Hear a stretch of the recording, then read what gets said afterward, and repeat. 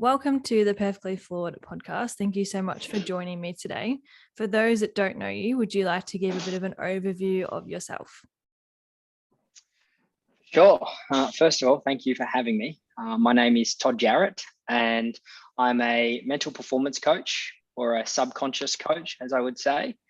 And what my role involves is enabling people to create what their conscious goals are, their conscious desires are, and make them into their subconscious. Because as I've learned through my journey in working with athletes over the years, it's that we all have conscious goals and conscious desires to win, to succeed, and to achieve. But typically, the reason most people don't get to those points through those desires is because their subconscious, what's underneath, is holding them back or has opposing, views or beliefs or challenges that get in the way. So that's what I do now. And that really started I guess you would say the training side of it. I was a motocross racer when I was little. When I was younger, I started around 8 or 9 and started to take it a little bit more seriously, training wise and that kind of thing when I was 12 for nationals. And then that sort of continued on through to the end of juniors, which I was 16, and raced, state and nationals until I was 18. So that was pretty much like my focus and my passion. So training and everything, and became something I was more interested at school as well. And then from there, I went to uni and studied sports science down in Victoria, and then was fortunate to start training some pretty epic athletes and interned under some amazing coaches down there, and then moved to Queensland and started training athletes up here, and began teaching at the university up here, University of Sunshine Coast, in the sports science and exercise physiology faculties. And then after that, eventually went over to the US and was blessed to coach at Stanford University for a short period in their Olympic sport program and their NFL program. And that really gave me an insight into sort of, what performance facilities and performance programs can look like. And amongst that, I was able to connect with a few others in the US as well in the sports performance space in terms of, say, like physio and sports science. So it was like Eric Cressy and Mike Boyle and the Egoscue method down in San Diego as well. So yeah, that's, I guess, the background. Training was the background. That was the focus, working with athletes on the physical performance. And then as I got further and further through, I realized that, hey, this is more mental than anything else. So, yeah. Yeah, absolutely. I think there's a huge focus on mental health in sport that seems to be glanced over a little bit more than what it should be. 100%. It's what really started me on my journey now, which is working with high performance athletes and you'd say coaching clients in the business space, was that in 2017, I was working with a national level athlete in his respective sport, which for him was motocross. And he was the fittest athlete I'd ever worked with in terms of all of the numbers. If we kind of brought them all together in a scale, he had the best numbers, the best markers, the best measures that we were taking. And on paper, he was the most dominant guy that we had. And I tested him against, some of his competitors, and he was, untouchable, really. I was blown away by him. And what happened was he was winning in the sense of all of the physical training, and he was doing everything he needed to do for training, for rest, for recovery. There was no injuries or anything like that. But when we would go to the races, to nationals, he'd be a 5th to 10th place, competitor, usually around the 7th place mark. And the guys that he was smoking and just absolutely dominating in the testing and all of those things in terms of the physiological measures we were taking, they were in 2nd and 3rd and winning at some points. And I was kept racking my brain on it around how do we have, not only him, but in the other guys' classes that I was working with, the fittest guys with the best programs and the best training, physically the best bodies, but they're not winning. And I really started to try to work out. And at this point, I wasn't thinking that mindset is the main focus. But what happened was he was at a state title in Queensland in that year. And I believe that was, 2017 or 2018. And he was at the final round, and it was the final race of the final round. So I think they'd had 6 races in total, and this was the 6th and final race. And he was in points contention, but he was sitting 3rd, which was, where he was sort of used to being, quote unquote. And what happened was in the final race, although he as a professional level athlete had the conscious desire that I want to be, the champion, I want to be the Queensland state champion this year at that point where he was at, his subconscious wasn't aligning there because of his subconscious beliefs. And I wasn't aware at the time because I wasn't aware of the distinction between the subconscious and the conscious. And he went into the final moto in those points positions. And then he was basically running in 3rd, which would give him 3rd in the race. And what happened was his bike blew up. Oh, sorry. A competitor's bike blew up. Call me for a minute. That's all right. Hey, Margo, just message about the podcast. I'm just having something funny.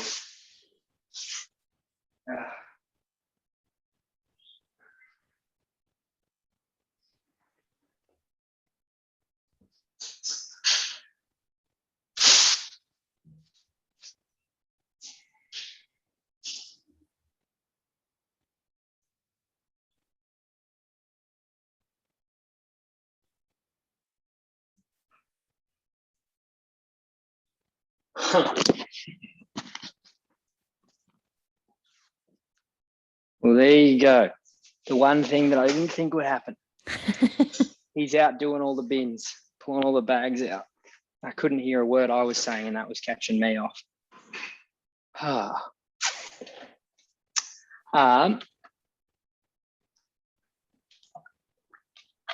If you'd appreciate, we can start from the start, and I can just summate that, what I've just said. From like the very start, or just like that point? I can shorten that story. Basically, I was trying to explain that, but all I could hear was ruffling of bag, and I'm trying to be like in the story, and then that's happening. I was like, oh, this is really challenging. So, yeah. That's all right. We can go from the very start if you want. Easy. Done. Right. I'm happy with that. Yeah.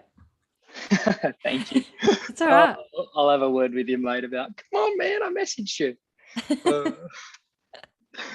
Almost like he was doing the opposite, like, oh, he messaged me, I'm going to test him. Yeah, let's test the theory. Let's see how far we can push before he breaks. Got me. That's all right. Welcome to the Perfectly Flawed podcast. Thank you so much for joining me today. For those that don't know you, would you like to give a brief overview of yourself? Yeah, for sure. Thank you for having me. I'm Todd Jarratt, and I'm a mental performance coach, or a subconscious coach, whereby I work with high-level athletes and corporates in the business space and enable them to achieve the goals that they've desired for so long, but doing it from the mental point of view. The way I got to this place was, my background was in motocross, dirt bikes. That was my passion growing up, and I started racing when I was 8 or 9 and raced at a state and national level until I was around 18, and then got involved in the sports journalism and sports commentary and team management, that side of it, while still riding, but not at the same level. And through my years of racing, I had a big interest in the training side of it. And obviously I did a lot of that, as most athletes do, but I really wanted to understand the body, the science behind the body. So I went to uni to study a Bachelor of Sports Science and a Master's of Exercise Physiology. And during that time, I was personal training and then training athletes in an academy down in Victoria, and then was fortunate to intern under some amazing coaches down at Woodford Sports Science Consulting. Was the first internship program I went into. And from there, once I finished up my degree, my course down in Vic, I moved up to the Sunshine Coast to train athletes and to teach at the university here, which is University of Sunshine Coast. And Was teaching in the sports science and exercise physiology departments, the faculties, and also got to start to consult with athletes around the country. So obviously training some more locally, and others would travel from interstate to come and stay with me, kind of doing like a boot camp intensive with the training and the nutrition and those areas. And then I was eventually able to head to the US and coach at Stanford University in the Olympic sport program and the NFL program, or their college football program, which is an incredible experience, remarkable, and really showed me what a high-level performance program and facility looks like. And was also really fortunate while in the US to travel to Boston, New York, and San Diego, and go to some private facilities and work with some amazing athletes in all different kinds of sports, from NFL to baseball over there to I believe ice hockey was up in Boston as well. And that was my journey, was all around sports science and the physical aspect of training, which was my background. That was my, where I had all of my knowledge. And while I was in Australia, I'd actually, just from the demand of the uni students that were going through the course and the subjects that I was teaching, they wanted to learn from me. And what actually ended up happening was I developed a mentorship program, which was taking in exercise science, exercise physiology, physiotherapy students from uni, as well as gym owners and gym managers and personal trainers and strength coaches, where they would basically enter into our program, my program that I developed, to learn all of my methods and my strategies and techniques that I'd accumulated over the years. So I guess it became, for me, it was training athletes and then also educating other coaches, because I had a theory that if I can train 10 athletes and get them to a really high level through our methods, that's awesome. But what happens if I can coach and educate 10 coaches and then they help 10 athletes? Then we have, the window and the span of 100. So that's where things move to. And what's really brought me to, I guess you would say, the subconscious space, the mindset space, which I dare say will be, the main part of our chat today, is that I was working with athletes up here in Queensland when I first moved to the coast, and during 2018. And one of my athletes was a top 5 guy in the country in his background sport at the time, which was motocross. And he'd almost always been, so he was a professional level racer, but he'd always been in the top 5 in the country and, top 3 in his state championships and whatnot.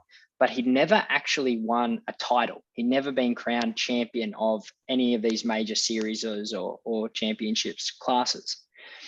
And he was the most physiologically dominant athlete in terms of the markers that we're looking for as strength coaches that I'd ever worked with, in terms of his, his aerobic fitness and his anaerobic fitness, his strength, his mobility, his power. All of these things combined, if we bring them all across the board, he just was remarkable.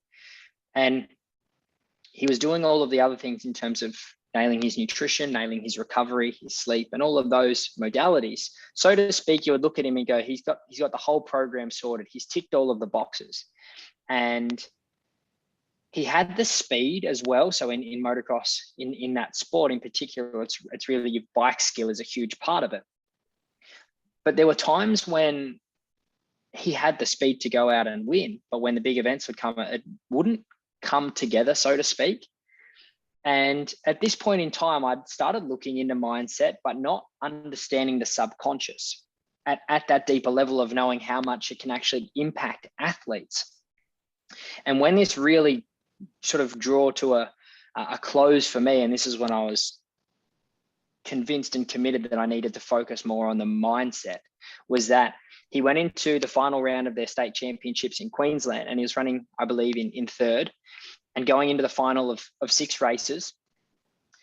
And what ended up happening was his 2 closest competitors, one crashed out and was injured. I think he broke his leg and his arm, and the other guy's bike blew up, which it faltered, it failed.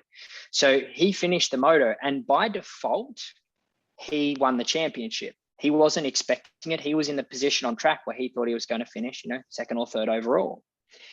And what ended up happening was he came in from the race in a state of shock, disbelief. Like, when the family and the supporters and the team are cheering for him, he's kind of like, wait, what do you mean? Like, I'm the champion. And then when I spoke with his partner not long after, I said, what was his reaction like? And she said, it was like he didn't believe it.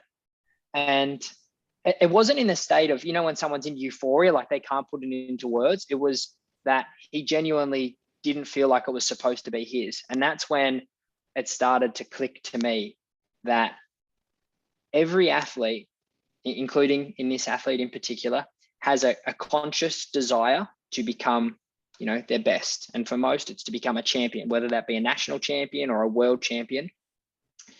But how many actually get there? Of the thousands to millions that are attempting, only one in each sport becomes that champion. And what I discovered that is largely to do with, and what I've realized now is really the linchpin of it all, the most leveraging point is the subconscious mind. And what I realized was that for this athlete in particular, his subconscious mind from his conditioning through childhood and through his career up to that point was, I'm a second to third place guy, or I'm a third to fifth place guy. And he can want as badly as anything to become the number one, to be the champion. But when your subconscious is so much more powerful than your conscious mind, as we know, it's 95% of our thoughts are from the subconscious, and our subconscious has 40 million times more processing power than our conscious mind. They're not even in comparison. So if his subconscious is saying, hey, I'm a second to fifth place person, and his conscious is saying, I want to win, he's never going to win while he's in control of it, because he's going to, as some people might use the word self-sabotage, really that's just a subconscious program that opposes our conscious desire. And that's what I saw when I realized he had this disbelief. I got it. And I was like, if he doesn't believe it, it's not that he consciously doesn't want it, but subconsciously he doesn't view himself as that person. And so as I moved through with more and more athletes, we'd start doing more focus on the mindset. And then as we were working with the professionals, the allied health professionals that I was mentoring, we had around 100 and just over 100 allied health professionals come through the program over around a 2-year period. The same thing, we worked more and more on mindset. We explained and went through all the physical principles, but explained the fact that the mind will always beat the skill set. So mindset beats skill set. And that's, largely you can see that with the athletes that have the discipline and the determination over the years through their career that end up, making it through. We know that, hard work beats talent when talent doesn't work hard, sort of thing. And I guess that's my main focus now, is working with professional and high level athletes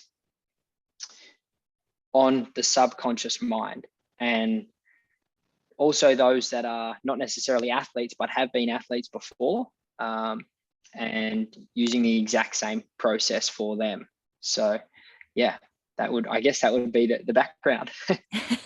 Pretty big background, but it's good. It's all valuable information. And I think over recent times, that subconscious mind, although that terminology isn't necessarily used, I think those factors that influence that are starting to be spoken about a lot more. And I think that conversation needs to be had more. Oh, 100%. And whether it be mindset or mental health or mindfulness, they all very much come in together. And that's been another big realization.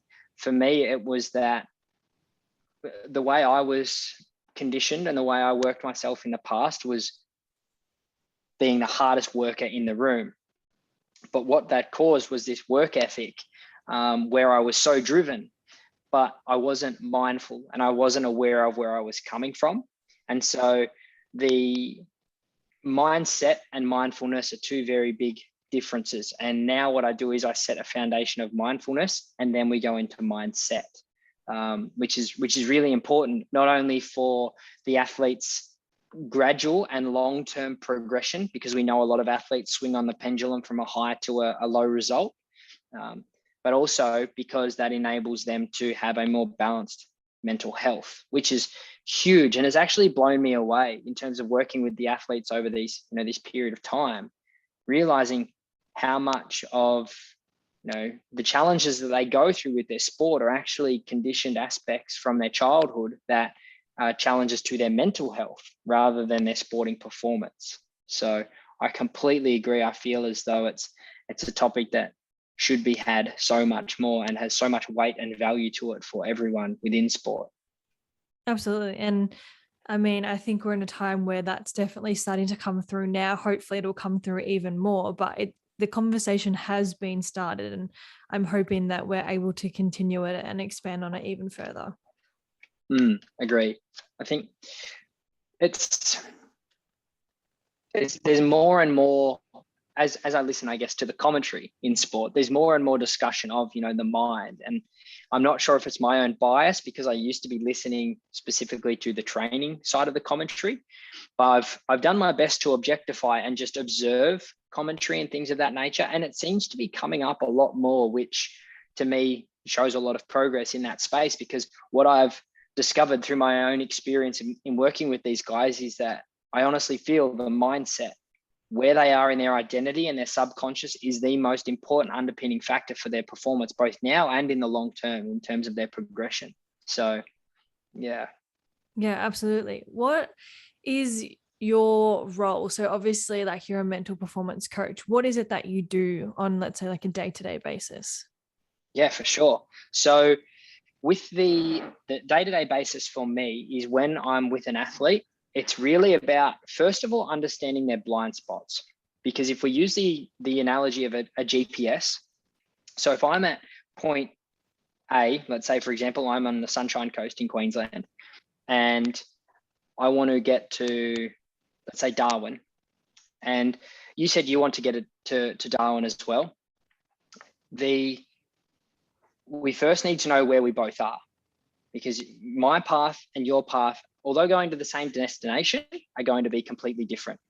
And what that means for athletes is that, for the most part, where they are, so in the current point in time, is filled with blind spots. So the number one thing I want to do at the start is, obviously, once I understand a bit about their vision and where they want to go, is getting clear on their blind spots. So the subconscious parts of their mind that are opposing their conscious goals and their conscious desires, because that's what's holding them back. That's kind of the way I explain it to them is, imagine they've got a hot air balloon, and you know how hot air balloons have the ropes down and then they're released for the balloon to take off. Their hot air balloon is going as hard as possible. It's the flames are flicking up and whatnot, but those ropes are down. Those ropes are the equivalent of the subconscious mind with the opposing beliefs. And we can't ever take off until those are released. So we work on understanding, okay, where in the past has,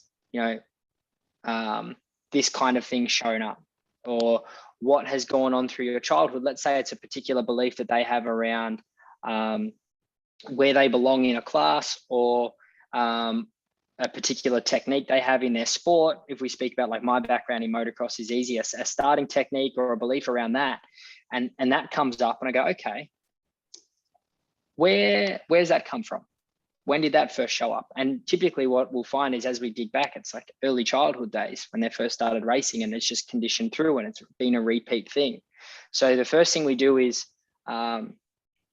understand their blind spots. And this is, let's say, whether it be a 2-month or a 12-month or how many years process, that is the first thing we do.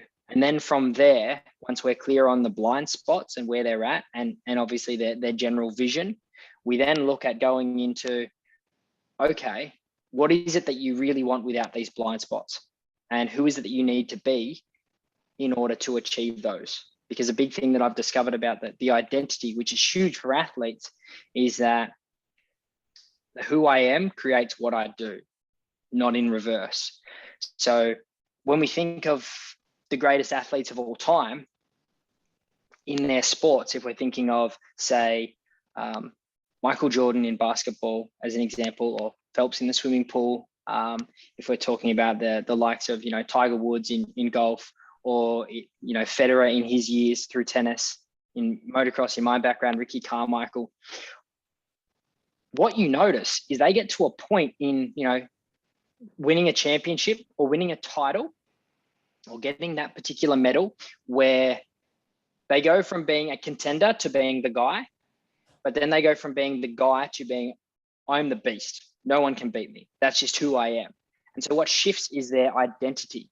And they believe in themselves that they are the person to win. We could also think of, Usain Bolt in his time, that if people are lining up next to that person, they're like, oh man, far out. Or they're lining up next to that athlete. They're already in their head about they're competing against the best. So it's almost like they're competing for second or better. And this comes from a place of identity and a place of confidence from repetition for most people. So what I mean by that is most people get to that point of I am the greatest, or I will become the greatest, from winning repeatedly. It has to actually happen from the results first. They're not necessarily in, you would say, conscious control of creating their identity. It's happening by default of them getting the results. And then they may discover afterwards, oh yeah, that really helped me. Whereas what my process is now involving is taking contenders and prodigies and shifting their identity before they get to that point, and then watching their trajectory and watching their progress forward. So it's, once we're clear on what they desire and their blind spots and who they need to be, it's all focusing on manifesting and creating that identity for them to move in that direction, and to be able to do it in an accountable process. Because that's one of the other biggest challenges, is that with the mindset side of things, with performance training, with the physical training, you have checkpoints and you have markers you need to be at in terms of strength and conditioning. You want to be at, this percentage of your max at this point in time, and everything's tracked and monitored and data. Or you want to be hitting this speed for a lap time for this amount of laps in a row, and so on and so forth with your program. It's all peaked and tapered and periodized in that way. But with the mental side of it, I felt, at least from what I'd seen and what I'd experienced and those that I'd spoken with, that it didn't necessarily have the same tracking process. So a big part of what I've been creating and working on myself is making it so that we can track each step to ensure that we are getting the result that we desire from the mindset side of things. Yeah, absolutely. And I think it's a really important thing you touched on there was identity. And I'd love to know more about that, because the few people that I have spoken to so far have kind of said, particularly those top athletes, are able to have an identity and base their worth on outside of their sport. Whilst they are an athlete, they're also a human outside of their sport. And I think it's a really interesting conversation to have, because I think some people get caught up, including myself, get caught up in basing my worth on my performance. Yes. That in itself is huge. And that's where, the mental health side of things comes in, which no doubt we'll chat about after. But the aspect of identity, if I gave the context to the listeners, think of an onion, and your most powerful part of yourself, the most natural flowing part of yourself that has the most ease and, you would say, acceptance, and thus the greatest achievement over the long term, because it's not coming from a place of overwork and force. Think of that as like the core of the onion. Okay. And each layer of, we could call it conditioning, which is something that kind of dims that light or puts a layer on top of our core, is what we call like that ego conditioning, so to speak. And the more that we go through, and the more of these negative beliefs or limiting beliefs or excuses, blame, and things like that we add on top, is it's all more and more layers of the onion and more conditioning. And the more conditioned we are into these negative beliefs, the further we are from this core, and the further we are from our natural, so to speak, power, our natural skill set and our natural flow. And so in terms of this onion as well, it also functions in a way that, in terms of the human mind, it's like layers of the onion as well. And if we think about, if we want to get to that core of the onion, what we can either, pull back one layer at a time, repeatedly, hundreds to thousands of times, to get down there eventually with all of the number of beliefs and everything we have, or we can take chunks at a time, which is far more efficient. And the same thing applies with the mind, or the subconscious mind specifically, is that we have on the outside of the onion, so the most superficial, the easiest to take off and the easiest to change, but with the least obvious impact, is our actions. So our actions are the things we just do, right now. If I said, I want to improve my swimming, which we were discussing pre-podcast. I would classify myself as a rock in the pool. I fall to the bottom and don't very much move at all. So let's say I want to improve swimming. My action is I'm going to go to the pool today. Below action, so a layer deeper, is our behaviors. So they're more habitual actions. So things that we do more week in, week out. And so it's equivalent to, if you change the behavior, you also change the action, because it's the layer below. So you're changing both. So a behavior might be that, no, I want to improve my swimming. So I'm going to go to the pool 3 times a week for the next month. And I change my behavior. And there's an impact there. Below behavior, so the next deepest layer, and the deeper we go, the more effort, so to speak, it would require to change, but the more powerful the change is. And that is at the level of belief. So I could continue to go to the pool and I've done the action. So I've gone once, and then I want to make it a behavior. I've gone 3 times for 3 weeks, each 3 times per week. But if my belief is still, I'm a rock, I'm a crappy swimmer, and I don't enjoy swimming, or I don't like pools, whatever it may be, no matter how much work I do, if my intention going to the pool is still that I don't really enjoy this and I'm really not that good, my ceiling's pretty low for improvement. I can be doing the physical side of it, but I haven't unlocked my full capacity. It's kind of like letting a lion roar. And so we have these beliefs, but beliefs are also about the external world. So not just being about like my view as a swimmer, but also about what I think of swimming itself, or what I believe about, going to the swimming pool, or the different strokes, or whatever it may be. Below beliefs, we have values. And values are kind of like where we have one bucket, which we might have 100 beliefs about. So let's say, for example, my value around exercise or training modalities. Within that is my beliefs around swimming, but also my beliefs around, cycling and running and, strength training and all of those kinds of things. They sit in our values. And if we can change our value system, which, a few coaches do around the world, but not a whole lot, what it does is enables us to change a whole heap of beliefs in one, because it's like kind of us grabbing a whole heap of the onion and pulling it away. But what I've discovered is that in terms of the subconscious mind, if we think of the mind, as I was saying before about the onion layer, the deepest part being the core, our identity is that deepest part. And what that means is that for an athlete that wants to transform their entire career, their performance, their results, and all of that, the deepest level they can go to, and thus the most profound change that they can create in their mind and their subconscious, which drives almost everything they do day to day, is at the level of the identity, which is the I am. And what happens there with the I am and the identity is that when we shift the narrative about ourselves and who we are, it then shifts the way we perceive and interpret what we're going to do. So in terms of the performance itself or results itself, what we're setting out to achieve is that the identity is about I am, not I'm becoming, but I am a champion. And we do this in a specific way in that we use questioning to rewire the subconscious. So I'm going to give some sort of value in here that I don't usually share, specifically for the athletes listening. And we are typically told that the subconscious is rewired solely by repetition. Continue to do it over and over again, and it will become a habit. And then obviously a habit is subconscious. However, we do know factually that the subconscious is most largely and most immediately affected by heightened states of emotion, which is why I can say to you, go back to, the happiest day of your life, or go back to the saddest day of your life, and you can clearly remember it vividly.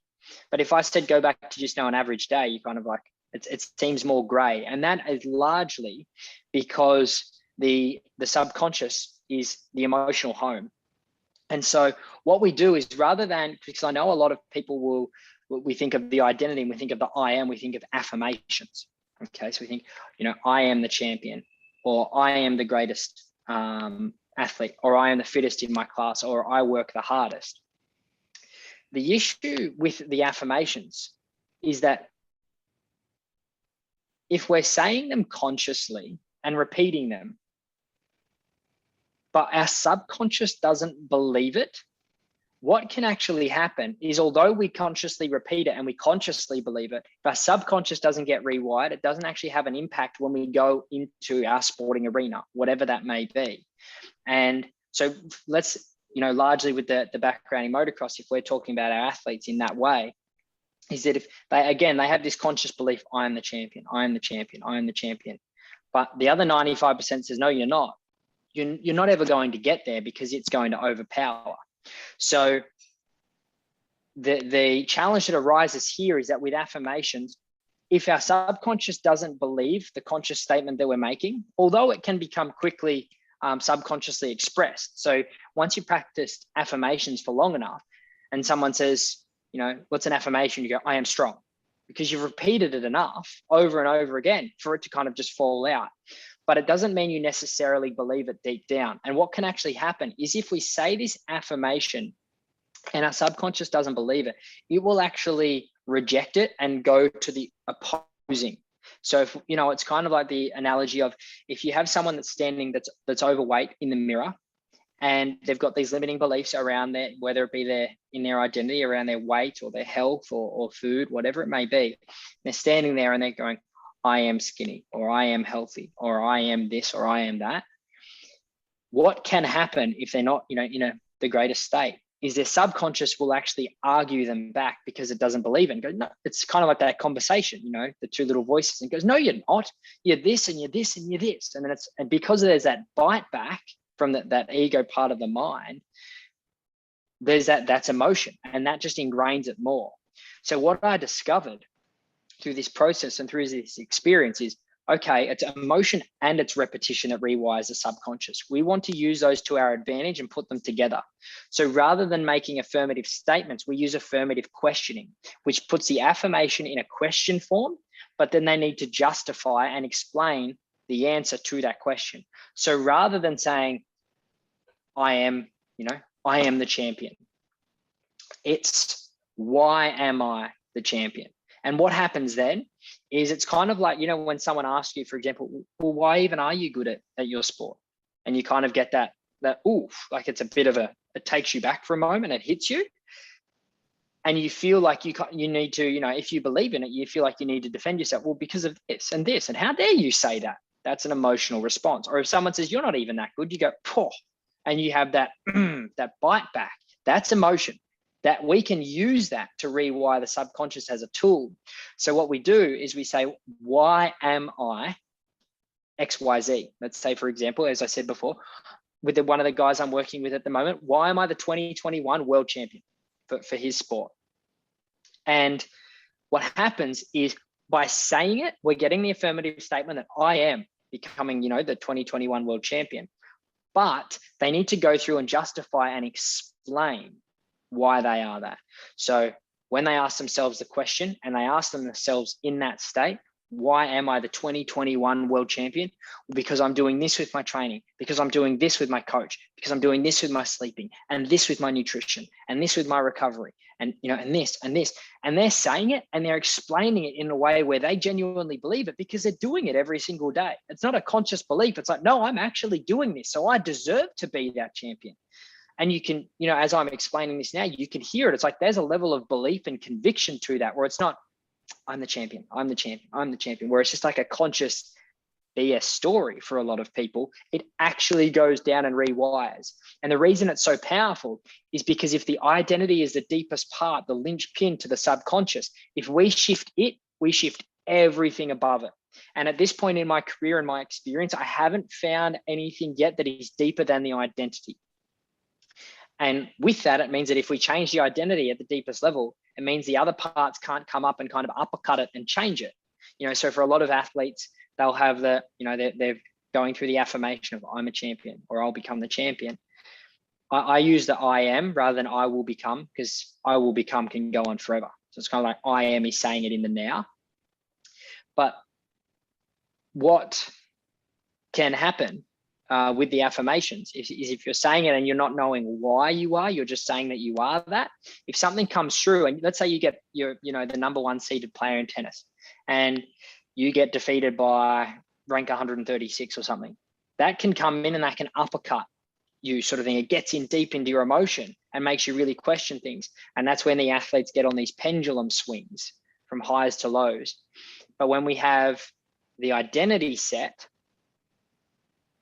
what it does is takes away the ability for the external influences to be able to get underneath, because it's so deeply rooted. So it's a process to rewire the subconscious and the identity, because it is the deepest part. But when you do it and you nail it, the revelations you see in performance is incredible. So that's speaking to the performance side of identity. Then in terms of what you were speaking about before, how we base our identity on our results or our outcomes, what I specifically focus on first and foremost, most importantly, is that their identity is based on the feelings they have each day and the things they're doing each day, not the outcome that they're experiencing or the result that they're getting. And what that does is really twofold. One is that it creates fulfillment in the process, because we're focusing on nailing the process rather than the outcome.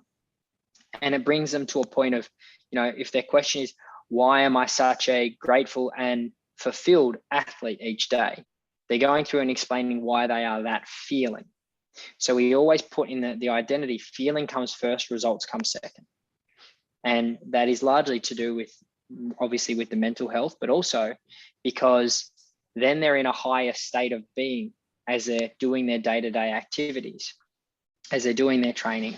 And what that also does is ensures that their identity is first created around their feeling, their experience, that there's not an outcome that's necessarily, if we have the crux of their questions, let's say they have 10 questions. One might be, why am I the 2021 world champion? But the other 9 are based around a feeling, the process, the experience, not the result. Because if it's all based on the result and they don't get the result, then their whole identity falls apart. But if we set the identity based on nailing, being present in the day, nailing the process and what we're feeling and how we're interacting with others, then what happens with the results, whether they be, rough or great, it doesn't swing people so much off center. And that's a huge part of it, because when you can become, as I use the word, centered. So if we think of the pendulum swing, we've got the high and the low, or the positive and the negative poles, and the pendulum is swinging from one to the other. That's typically when someone doesn't have a strong sense of identity and it's being moved according to their results. I had a great weekend, I'm the best. Or I had a rough weekend, now I suck.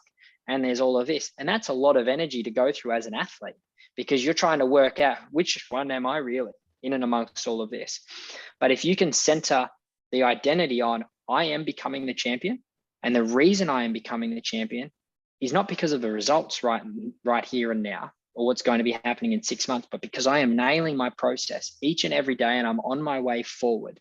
And that creates that sense and that level of belief within, that they can have an epic weekend and they're like, awesome, that's brilliant. They get to celebrate, they feel it, but they're still centered. They're still doing their routines. They're still nailing their action items in the day-to-day, and that because they know where they're going and they're centered. So when everyone else is swinging, when my athletes have a high or a low, they remain centered on their path. And as a result, they're able to remain on track. And the analogy I give is, if you've got 2 kids trying to run the 100-meter sprint, and one's running straight down the track and the other kid's running across all 8 lanes in zigzags, you know who's going to get to the finish line first, because one's got a direct path and they're not getting on, the pendulum of the swing side to side. And it's the same kind of thing, where when we can center in the process, or center in the high, the awesome feeling of the process, then the results don't shift us as much. And who we are is based on what we feel in the day-to-day, not the result that comes. But the beauty of this is that by nailing the process, by default, you get the outcome. Because there's an incredible saying, and I'll paraphrase it slightly, but I first heard it from James Clear, who's the author of the book Atomic Habits. And what we say is that we do not rise to the level of our goals. we fall to the level of our habits. And what this means is so many people, as I was mentioning earlier, have the conscious goal of, I want to become world champion. But their systems, their procedures, their process, their daily actions and habits, let's say that goal's at 10 out of 10 and their actions and habits are down at like a 6 out of 10. They can want that 10 out of 10 all they desire. But if what they're doing in the day-to-day doesn't align and create the sense of belief, genuine belief within that that's where I'm going, and doesn't create that result, they won't ever be able to get there. So what we're doing is shifting it so that our focus is on nailing the actions, the habits, the systems, the processes at a 10 out of 10 level. So by nailing those, we get to the outcome. We obviously have, we said in the beginning, this is our goal, our objective for this year, let's say 2021 world champion or 2021 Australian champion. But that kind of is set and then put to, so to speak, like the back of the mind. And then it's about being fully present and fulfilling on the process. And when we do that, not only the changes in their performance and their results are remarkable, but just the way they are in the day-to-day. Like, I don't see a lot of my athletes because I consult in this kind of a way online. And what I hear back from the teams and the staff within the teams and whatnot and families is incredible. Just how much the athlete shifts from doing the small daily things and how much they don't get rocked. The boat doesn't get rocked as much when things are happening. And it's really interesting. What I've observed is that when they're in a team, let's say they've got 8 to 10 people around them, and let's say they have a result that is a massive high, they all get to celebrate together and be in that euphoric state together. And then, the athlete will go back to their process once they've completed it. So they all get to feel the high. But what has been observed is that when a low happens, whether that be by the athlete, making a mistake, a learning experience, or by having a technical fault where something with their equipment, so to speak, breaks, then when the team is getting rocked by it, or the people around them are getting rocked by it, they're kind of in the middle going, it's all right. This doesn't define me. This doesn't create who I am. I know where I'm going. I keep with my system. And what we've actually seen is that centers the team around them, because they are so strong in their sense of where I'm going, who I am, who I'm becoming, that they're like the grounding marker, like the anchor. And the people around them go, he's the one feeling the result, or or she's the one having that experience, but they're sweet. Okay, righto, we better pick up the slack. And it actually brings the team together, because the athlete is so, you could say, certain in their and confident in their process.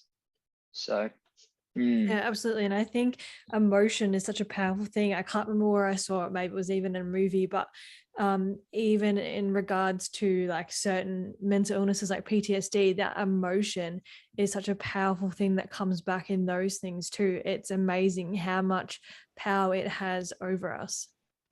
And that's again, that's so much linked to the subconscious, because when we go through and look at in a nutshell, a lot of the learning of the subconscious for me has come from wise monks. Actually, I've done a lot of meditation courses, those silent retreats, and done a lot of introspection in that way. And so my understanding of the subconscious and the mind hasn't, I was teaching in exercise physiology and sports science and whatnot. I was in line to do my master's in psychology, and then the goal and the plan was to go into a PhD. But when I sort of looked into it, I discovered that it didn't really fit my vision of what I wanted to be able to help in. It felt very sort of narrowed. And I had this discussion with obviously a few people at different universities and a few different professionals. And I thought, okay, I'm going to continue with my experience and that way. And I guess what I learned from these wise masters was that in a very simplified form. So I know there's a lot more, there's the intricacies of it, but in terms of, anxiety, depression, PTSD, the anxiety is an attachment and future-based focused on what could go wrong. So you're out of the present moment. Although you are here physically, your mind is somewhere else and it's worried about what could go wrong in the future. That's where anxiety comes from. Depression, on the other hand, is when you're physically here, but your mind is fixated on, the challenges from the past. And that kind of then can link into, a feeling that will continue into the future. And then the PTSD side of it, that's, the anxiety and PTSD are things that I've personally dealt with from my own health journey that, went on for a couple of years there, in and out of hospitals constantly and nearly losing my life. And that's a massive part of that subconscious, protecting ourselves, doing what it needs to do. For example, that side of it in particular with the PTSD, if we think of the example that pops up a lot of the time, is like post-war veterans.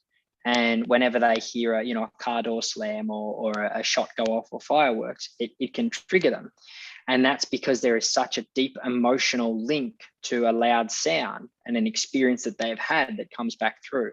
And what that is their nervous system, either doing one of two things: preparing for survival, which is what it usually does. That's why it goes into that, that for some people it's the freeze mode.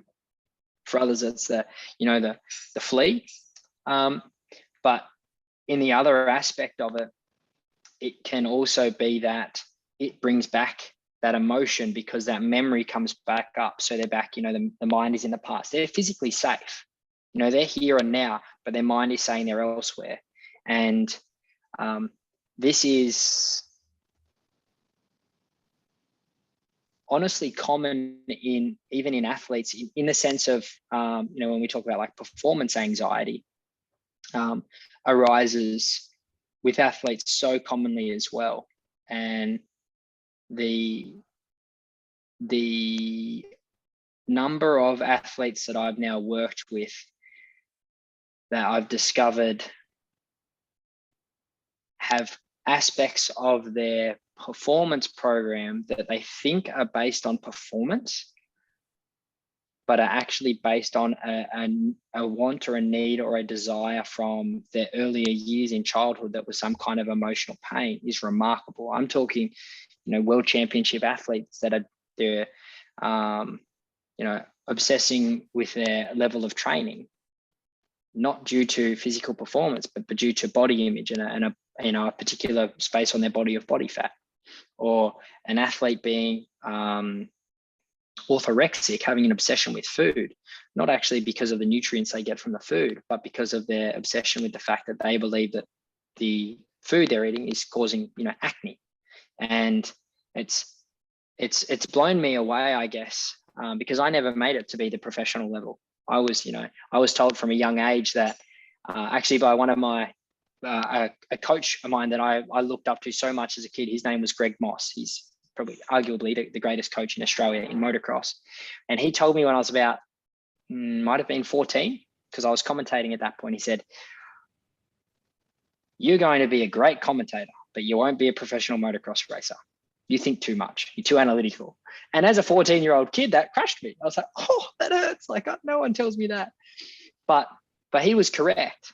And I'm really grateful that I heard that, because it, it kind of sat, as it does in the back of the mind, and enabled me to pursue other areas that have, led me to be where I am now.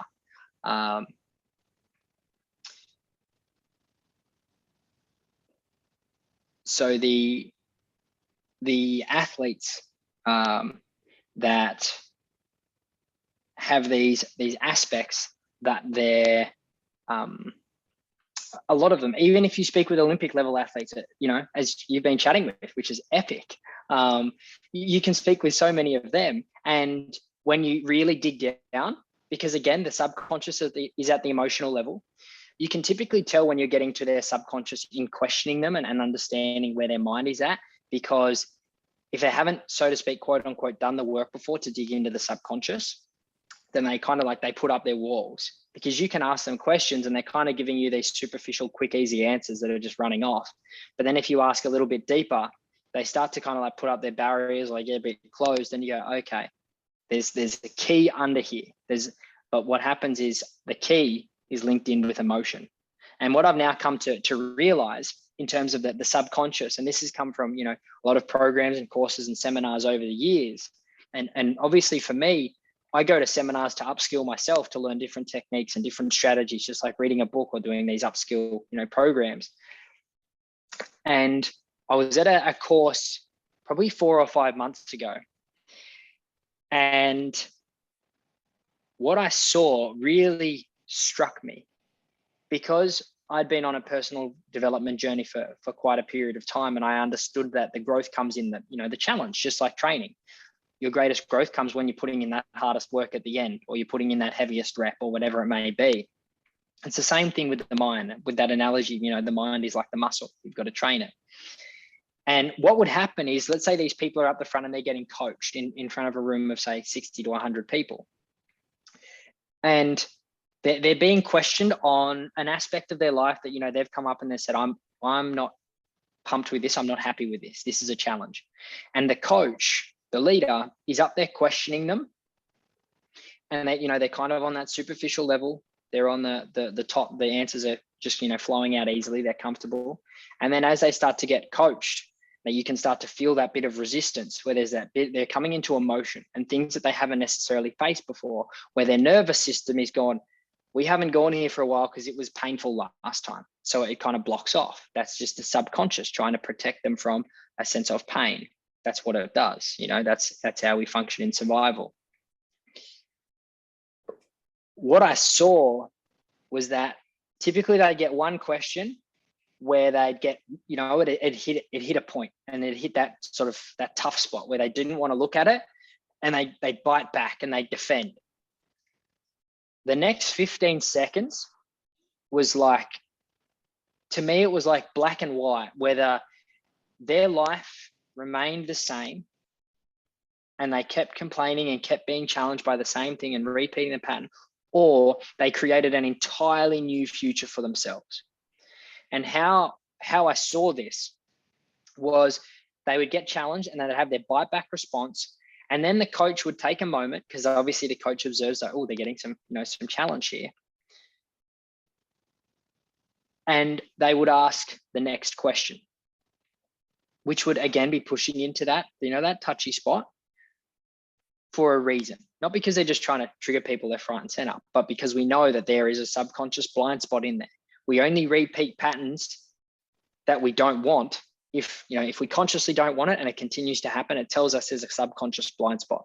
We don't know something, and it's under there wreaking havoc. And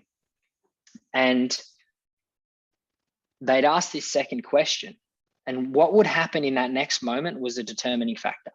If I saw, as soon as the leader or the coach finished that question, the respondent or the person being coached and guided and taken through this psychological process, if they immediately responded within a quarter to a second, it was straight away, I was like, close the book. They're going to repeat what they've done because they weren't ready to, take that time to feel into it, because they were saying up top in their head. And the opposing side, which was so amazing to watch. It was one of the most fulfilling experiences of my life to see these moments for people. Was when they get asked that second question, two things would happen. They'd either express a big physical breath, so the question would finish, and rather than them responding, they go, and that in itself was like a release moment. It's like, okay, I'm ready to drop down into this feeling experience and work through this.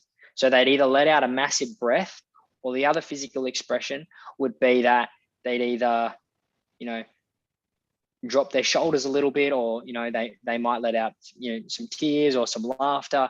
Basically what is happening is they're going into a felt experience, not a thought experience. So they're going from their head into, so to speak, their heart, which is where the power in the subconscious comes. Because remember what I was saying before about if you're repeating day in and day out, I am the champion, I am the champion, I am the champion, but emotionally and subconsciously, you don't believe it, you won't actually get there. It's the same thing. For us to rewire the subconscious, we need to go into that felt state, that emotion, because that's what rewires it.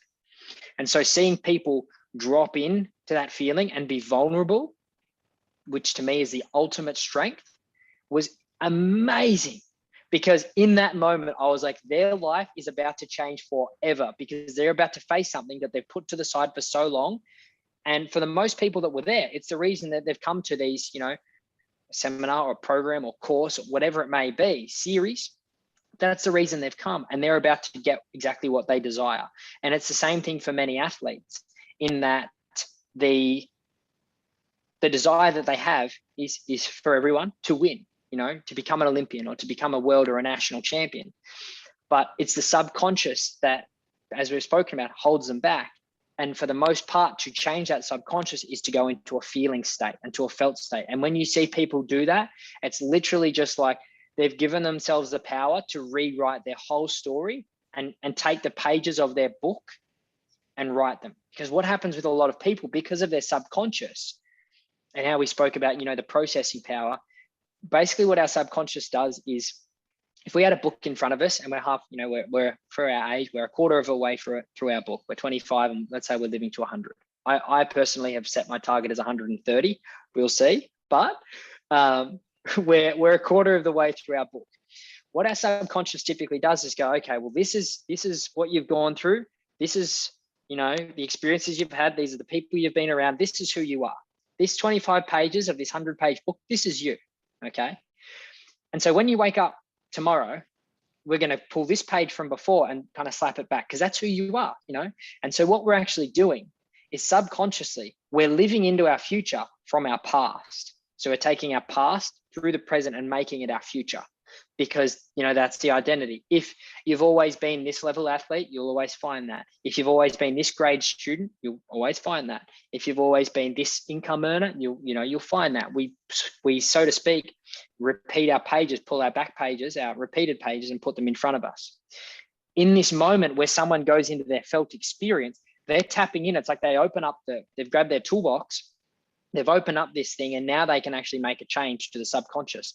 And what that does is basically, rather than them going to grab that page that they've already done and chucking it in front of them and kind of like, photocopying it and sticking it on, it's like, no, there's a blank page here. I'm going to rewrite this and I'm going to create what I desire. And seeing that moment in everyone is incredible, especially in athletes, because it's so quantitative. It's so easy to see. When an athlete has that click moment, like when, there's particular calls that I'll have with athletes, and one of my guys in America in the World Championship at the moment in his sport, we had a call maybe a month ago, and we dug into something, profound for him. And I said, this is going to change where you are at. I said, just mark my words. All I need you to know is that this is a key that you're going to get to use for the rest of your career. I don't know how quickly you're going to be able to pull it out and use it, but when you do, oh, wow, look out. He went into that next weekend in the World Championship and he dominated. He won both races, wasn't even touchable. And it was that moment of me going, yeah, I was literally like watching on TV, like, yes, whoa, like cheering, going crazy. And it was because I was like, that discussion that we had, digging into that and enabling him to feel that experience and take that page out of the book and go, I'm writing this next page. He went and he wrote that like a blank canvas, and it was remarkable. And like, those are the moments that, in this process that are so fulfilling and that you live for, because you get to see the impact that you're having on the life of someone else. And it is their life as an athlete in this space. For the most part, it is everything they dedicate themselves to. And when you can be even just that 1% impact and see what it does for them, it's just like, this is what I was put on earth to do. It's, yeah, it gets me even right now, just thinking about the other weekend. It's just one of those moments like, wow. Yeah, absolutely. I can imagine it would be. You've shared so much information. I feel like we could talk for hours about all of this. I think we could go on for days, really. But I am conscious of time. So we will have to do a part 2, but I appreciate you sharing as much as you have. So thank you so much for joining me today, and hopefully we will be able to do a part 2 in the near future. Yes, 100%.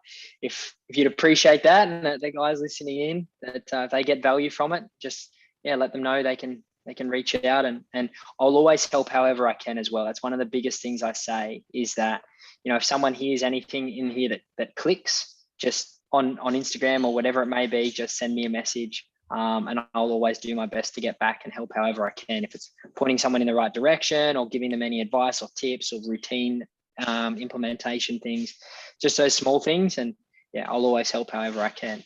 So Absolutely. thank you. We'll make sure that I'll include all your details in the description in the episode as well.